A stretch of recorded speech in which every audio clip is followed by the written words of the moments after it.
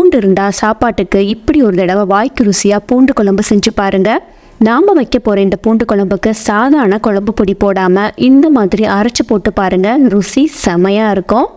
Mixie jar எடுத்துக்கோங்க. அதில் 1 teaspoon கடுகு, 1 டீஸ்பூன் சீரகம், 1 டீஸ்பூன் மிளகு, காரத்துக்காக 3 வரமிளகாய் சேர்த்துருக்கிறேன், 1 துண்டு அளவுக்கு மஞ்சள் கிழங்கு சேர்த்துருக்கிறேன். உங்ககிட்ட மஞ்சள் கிழங்கு இல்லைன்னா ஒரு 1/2 டீஸ்பூன் அளவுக்கு மஞ்சள் தூள் சேர்த்துக்கோங்க.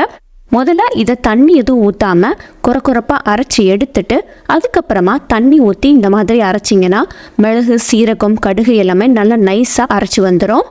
அடுத்து ஒரு பவுலில் ஒரு சின்ன துண்டு அளவுக்கு புளியை போட்டு சுடுதண்ணி ஊற்றி வச்சுருங்க.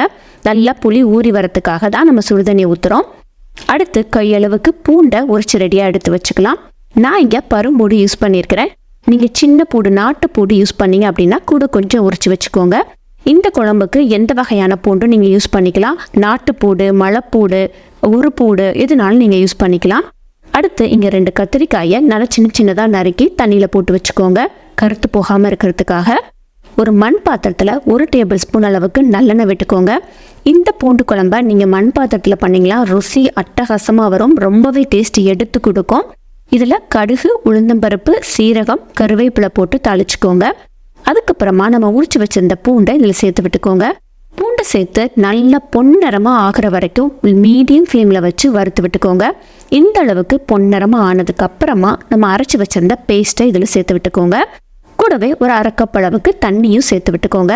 தண்ணி ஊற்றின உடனேயே நம்ம கத்திரிக்காயை போட்டுடணும்.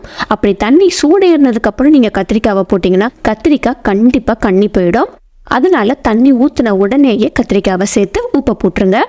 உப்பு போட்டு நல்லா கலந்து விட்டு ஒரு கொதி வரட்டும்.